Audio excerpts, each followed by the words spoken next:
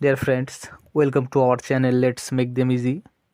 আলোচনা করছি masters final ইয়ারের সিলেবাসভুক্ত সাউথ এশিয়ান অ্যান্ড আফ্রিকান লিটারেচারের বিখ্যাত একটা নভেল পেটালস অফ ব্লাড নিয়ে। তো এই আজকের এই লেসনটা দেখার পরে শর্ট কোশ্চেন এবং ব্রড কোশ্চেন নিয়ে কোনো সমস্যা থাকবে না। আপনি অনায়াসে সকল প্রশ্নের উত্তর সহজভাবে করতে পারবেন।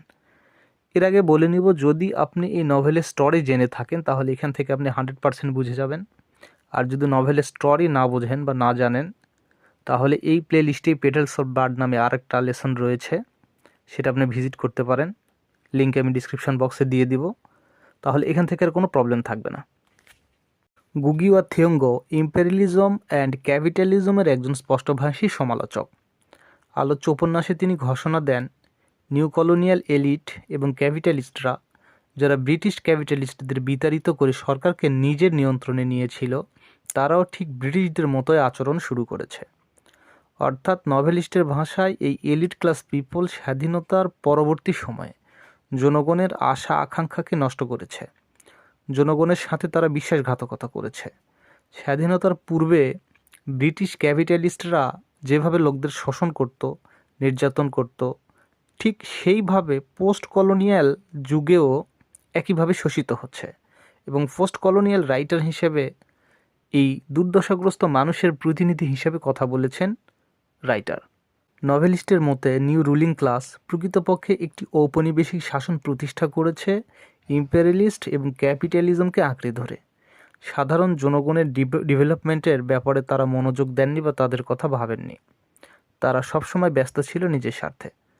তার বাস্তব চিত্র নভেলিস্ট তুলে ধরেছেন ড্রট এপিসোডে, অর্থাৎ খরার সেই সময়ে, যাতে রুলিং ক্লাসের হিপোক্রেসি স্পষ্টভাবে আনমাস্ক হয়েছে এখানে। আমরা জানি খরার সময় সাহায্যের জন্য লোকাল এমপি এনদেরিওয়া রিয়েরার কাছে কারেগা, আবদুল্লাহ, মনিরা, ওয়ানজা, জোসেফ, ইলমোরগ ভিলেজার্সরা একটি ডেলিগেশন বা প্রতিনিধি দল সহ কেনিয়ার রাজধানী নাইরোবিতে সেট আউট করেছিল। যাত্রাপথে আবদুল্লার অ্যাডপ্টেড ব্রাদার জোসেফ ভীষণভাবে অসুস্থ হয়। তারা সাহায্যের জন্য প্রিস্ট জেরড ব্রাউনের বাসায় যায়, এডুকেশনাল লিডার রেমন্ড ছুইয়ের বাসায় যায়, কিন্তু সবাই রিজেক্ট করে দেয়। They are rejected by both of them. অবশেষে যাওয়া হয় বিজনেসম্যান কিমেরিয়ার বাসায়। সে সাহায্য করতে রাজি হয়, কিন্তু একটা ঘৃণ্য কন্ডিশন চাপিয়ে দেয়। সে হেল্প করতে চায়, গিভ অ্যান্ড টেক। সে ওয়ানজাকে ধর্ষণ করতে চায়। ওয়ানজা নিরুপায় হয়ে জোসেফের কথা ভেবে রাজি হয়ে যায় এবং দ্বিতীয়বারের মতো কিমেরিয়ার হাতে ধর্ষণের শিকার হয় বা ভার্জিনিটি হারায় ওয়ানজা। এখানে মানুষের অসহায়ত্বকে কাজে লাগিয়ে এলিট ক্লাস পিপলরা মানুষকে ব্যবহার করছে বা তাদেরকে শিকারে পরিণত করছে, এই চিত্রটাই রাইটার এখানে স্পষ্টভাবে তুলে ধরেছেন। ডেলিগেশন গ্রুপ লোকাল এমপির বাসায় পৌঁছানোর পরে তারা তাকে অনেকভাবে অভিনন্দন জানায়, লোকাল ভাষায় গান গেয়ে তার প্রশংসা করে, কিন্তু এমপি তাদেরকে কোনো হেল্প করেনি, বরং কেসিও অর্গানাইজেশনের জন্য চাঁদা সংগ্রহ করতে বলে। কেসিও এখানে কামওয়ান কালচারাল অর্গানাইজেশন। তারা ডেলিগেশন গ্রুপ একসময় ক্ষিপ্ত হয়ে গালমন্দ শুরু করে বা তাকে আঘাত করা শুরু করে। পিস ব্রেকিংয়ের অপরাধে তাদেরকে পুলিশে দেয়া হয় এবং এই স্বাধীন দেশে সাধারণ মানুষগুলো স্বাধীনতা হারায় বা এই এলিট শ্রেণীর মানুষের কাছে পরাধীন ছিল। তাদের কোনো দাম ছিল না, কোনো মূল্য ছিল না। খরার সময় সাধারণ মানুষের দুঃখ দুর্দশার প্রতি স্থানীয় এমপির সদয় হওয়ার কথা ছিল, কিন্তু সে সদয় না হয়ে তাদেরকে ব্যবহার করার কথা বলেছিল। প্রস্তাব করেছিল কেসি অর্গানাইজেশনের জন্য চাঁদা উঠাতে।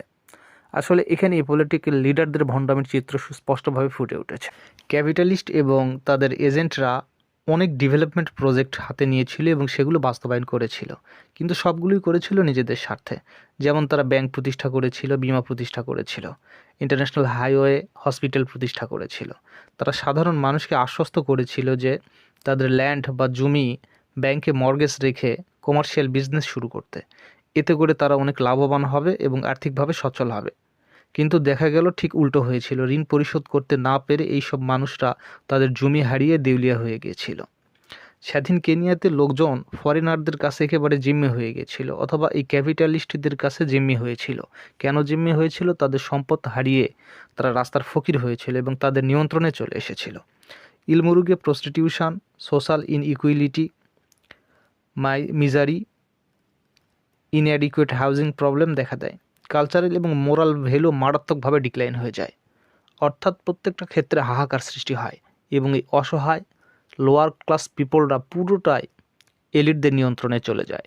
থেঙেটা একটা দেশীয় মদ, যেটা স্বাধীনতার পূর্বে কেনিয়াতে হোমলি মেড হতো এবং উৎসব অনুষ্ঠানে খাওয়া হতো, কিন্তু সেটা এখন বাণিজ্যিকভাবে ফ্যাক্টরিতে উৎপাদন করছে বিজনেস ক্লাস পিপলরা।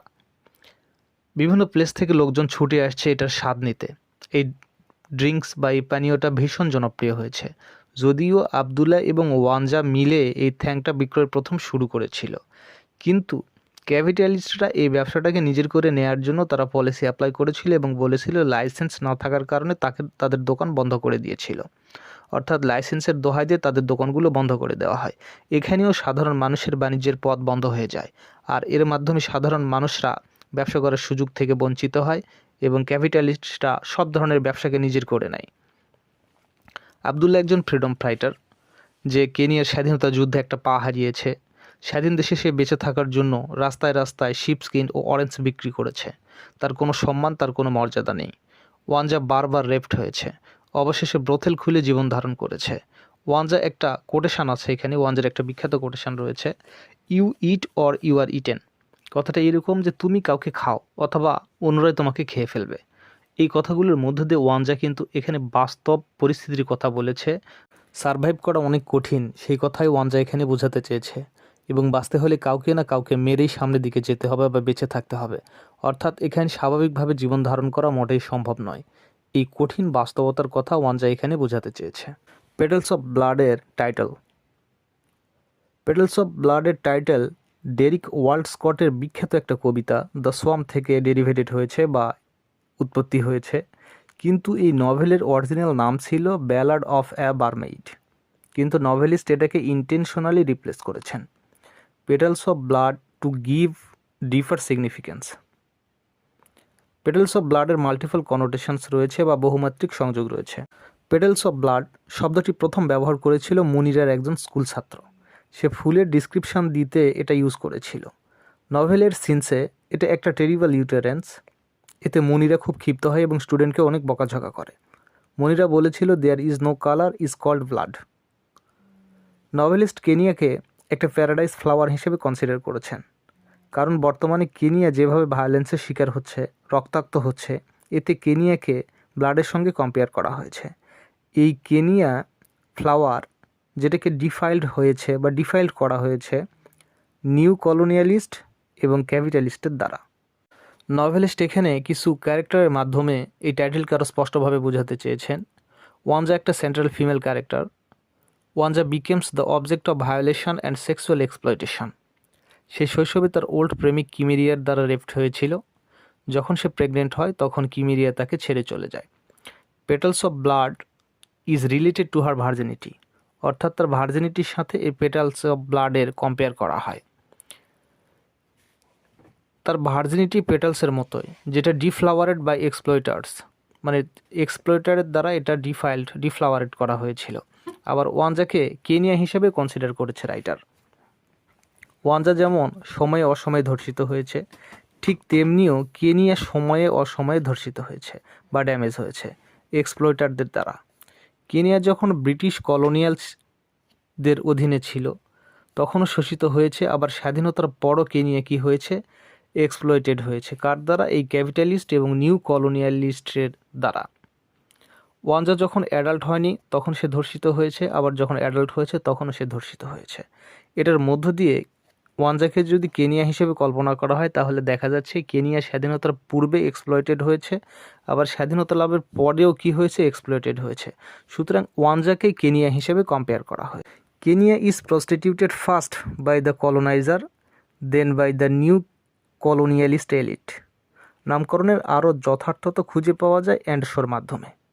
নভেলের শেষে দেখা যায় যে ওয়ানজার হাটে আগুন লেগেছে এবং এটা দাউ দাউ করে জ্বলছে। Flame of red glow just like the petals of blood, অর্থাৎ এই আগুনের যে লাল শিখা এটাকে পেটালস অফ ব্লাডের মতো দেখাচ্ছে।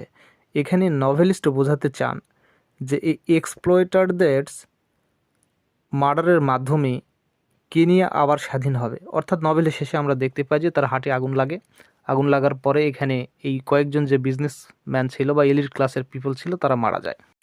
আর নভেলের শেষে এটাই দেখানো হয়েছে যে এটার মধ্য দিয়ে কেনিয়া আবার কীভাবে স্বাধীনতা লাভ করবে এবং এই মন্দ মানুষগুলো একসময় থাকবে না, নিপাত যাবে। এবং কারেগা একটা উক্তি করে নভেলের শেষের দিকে, a new day, a new hope for the Kenyan people which is earned at the cost of the blood of the people. Feminist perspective. African সোসাইটিতে নারীরা কীভাবে পুরুষশাসিত সমাজে নির্যাতনের শিকার হতো বা সাপ্রেসড হতো। ওল্ড মারিয়ামো, কারেগার মা। মারিয়ামোর আর একটা ছেলে, তার নাম হচ্ছে এন্দিং ইউরি। যখন এন্দিং ইউরি শিশু ছিল তখন তার মা তার বাবাকে ছেড়ে লিমুরুতে চলে আসে এবং মনিরার বাবার ফার্মে কাজ নেয়। চলে আসার কারণ হলো তার স্বামী তাকে ফিল্ডে খাটাতো কিন্তু কোনো পেমেন্ট দিত না, বরং মারধর করত। তাই এক সময় সে চলে আসে, কিন্তু মনিরার বাবা তাকে এক্সপ্লয়েটেড করার চেষ্টা করে এবং মাঝে মধ্যে তার সঙ্গে সেক্সুয়াল রিলেশন ইনভলভ হওয়ার জন্য প্রস্তাব দিত, কিন্তু এটা রিফিউজ করতো মারিয়ামো। এখানে রাইটার বোঝাতে চান যে নারীরা স্বামীর দ্বারা নির্যাতিত হতো, আবার অন্য পুরুষের দ্বারাও নির্যাতিত হতো। সমাজে তাদের কোনো স্ট্যাটাস ছিল না, তাদের কোনো অধিকার ছিল না, কোনো মর্যাদা ছিল না। আর্থিকভাবেও তারা নিগলেক্টেড হতো। নিয়া অ্যানাদার ফিমেল ক্যারেক্টার, যাকে ব্যাংক লোন নিতে বলেছিল, সেই লোন বা ঋণ নিয়ে নিয়া পরিশোধ করতে ব্যর্থ হয়েছিল এবং তার যে একটা ল্যান্ড ছিল এটা কনফিসকেটেড হয়েছিল এবং সে সর্বশান্ত হয়েছিল। তার কোনো ল্যান্ড প্রপার্টি ছিল না। একসময় সে যখন মারা যায় তাকে দাফন করার মতো কোনো জায়গা ছিল না। এর জন্য ওয়ানজাকে তার বিজনেসটা বিক্রি করে দিয়ে এক প্লট জায়গা কিনে তাকে কবরস্থ করতে হয়েছিল। এখানে এই নিয়াকিনুয়া ওয়ানজার হচ্ছে গ্র্যান্ড মাদার।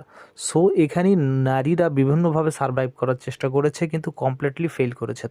তারা ফেইলর হিসেবে পরিচিতি লাভ করেছে এবং এই এলিট ক্লাস পিপল এবং নিউ কলোনিয়ালিস্টদের কাছে সাধারণ মানুষরা পরাজিত হয়েছে ভিতরে বাহিরে। তো এই নভেলের বাস্তব দিকগুলো কেনিয়াতে ঘটেছিল এবং রাইটার সেই দিকটাকে এখানে ফোকাস করার চেষ্টা করেছেন। আশা করি বুঝতে পেরেছেন। ধন্যবাদ সবাইকে সাথে থাকার জন্য।